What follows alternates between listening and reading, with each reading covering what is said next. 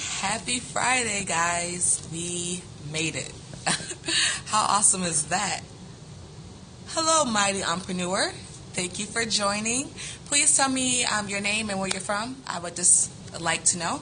I am Bonke the author. As you can see from my bio, I am a new author, a new wife, a new professor, and a new entrepreneur.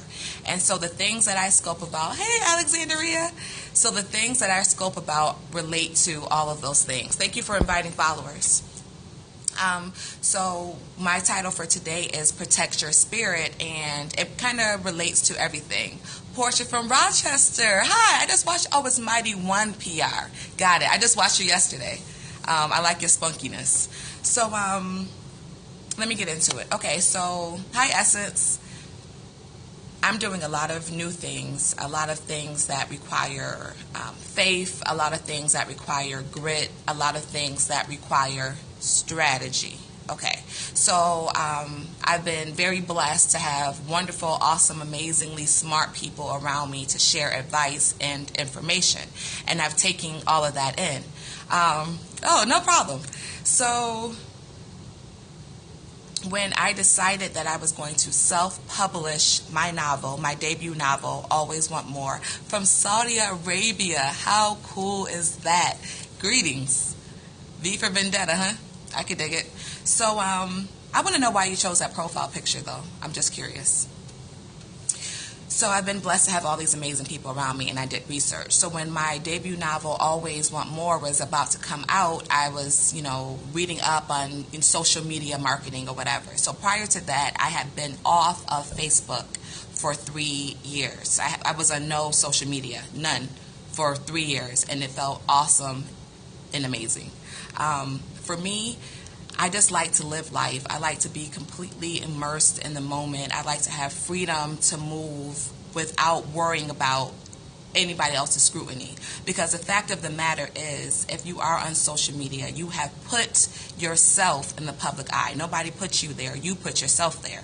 And for me, I had a reason because I needed my novel to be successful.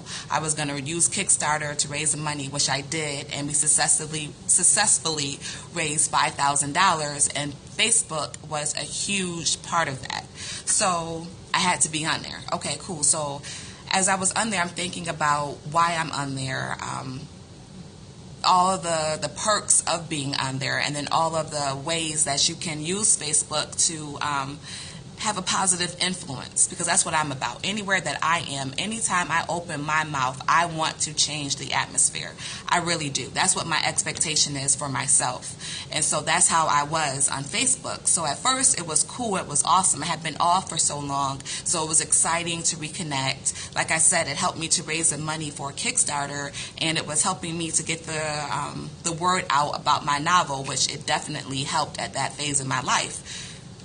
But recently, it just started to beat up on my spirit. Now, if you have my debut novel, Always Want More, and you read the acknowledgments, the first person that I think is God. Like, this is not, I just want to thank God speech. No, like, it's real. Like, we went through so much through this journey. Like, y'all don't understand. It took me 3 years to write this novel. It took me another 3 years to get it published. Like, blood and tears. Like, probably sweat and tears more than the blood.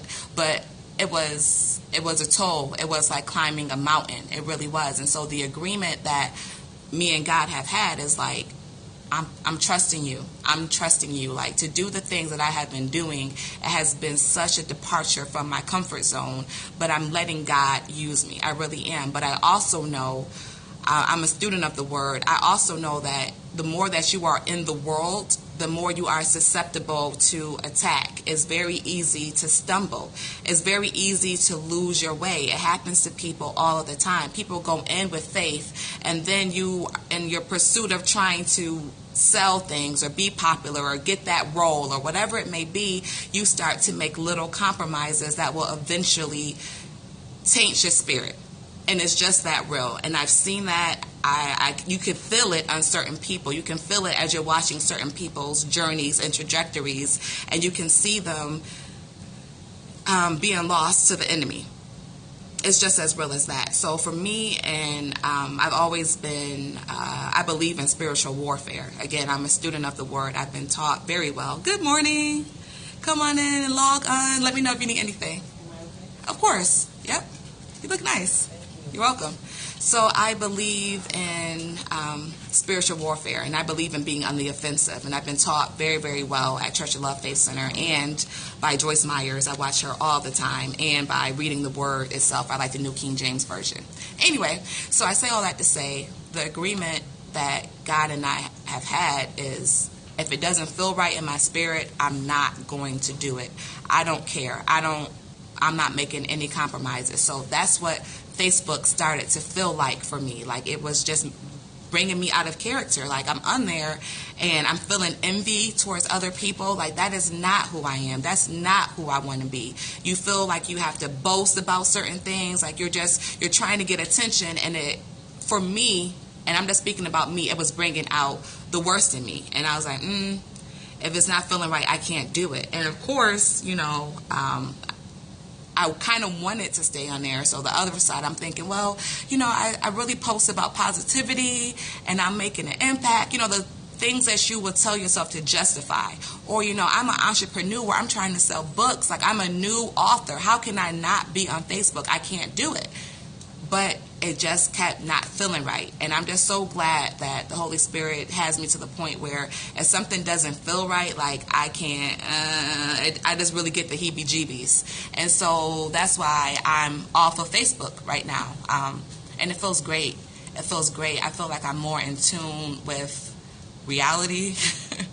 I'm more in tune with my purpose. I have more time to spend towards things that are really going to build the kingdom, and everything that I do, from being an author, from being an entrepreneur, from being a wife, to being a professor, I do all those things with the kingdom in mind first. So I just wanted to share that with you all to protect your spirit. And I told you guys this before, I'm not very good. Hi, Miss Selena. Come on in. I'm not very good with knowing exactly where a scripture comes from. You can walk past. They can't see you. And you can talk too. Good morning. Good morning. So, I'm not very good with quoting the scripture, but there's this one part, and it's Paul speaking. So this is like probably Galatians, Ephesians, Corinthians, like that part of the Bible, right? So they were asking, can we eat the meat that has been sacrificed to the idols? And he said, to your own conscience be true. If you don't feel right about it, don't do it. He was like, me, I can eat it because I know the idol is nothing. I know my God is in front of all those idols. But if you can't do it, then don't. And so I say this to say, protect your spirit. Like, you may be able to use Facebook and it doesn't bother you at all. That's fine. Like, some people can watch scary movies and it doesn't bother them at all.